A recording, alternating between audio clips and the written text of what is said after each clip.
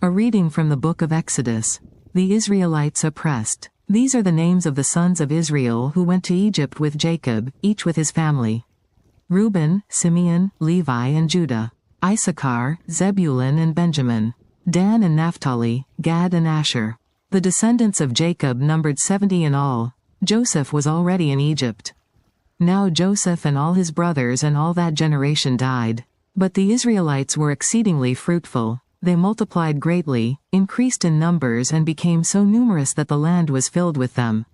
Then a new king, to whom Joseph meant nothing, came to power in Egypt. Look, he said to his people, the Israelites have become far too numerous for us. Come, we must deal shrewdly with them or they will become even more numerous and, if war breaks out, will join our enemies, fight against us and leave the country. So they put slave masters over them to oppress them with forced labor, and they built Pithom and Ramesses as store cities for Pharaoh. But the more they were oppressed, the more they multiplied and spread, so the Egyptians came to dread the Israelites and worked them ruthlessly. They made their lives bitter with harsh labor in brick and mortar and with all kinds of work in the fields. In all their harsh labor the Egyptians worked them ruthlessly.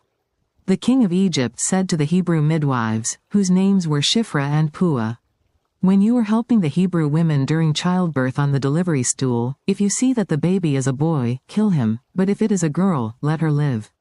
The midwives, however, feared God and did not do what the king of Egypt had told them to do. They let the boys live. Then the king of Egypt summoned the midwives and asked them, why have you done this? Why have you let the boys live? The midwives answered Pharaoh, Hebrew women are not like Egyptian women, they are vigorous and give birth before the midwives arrive.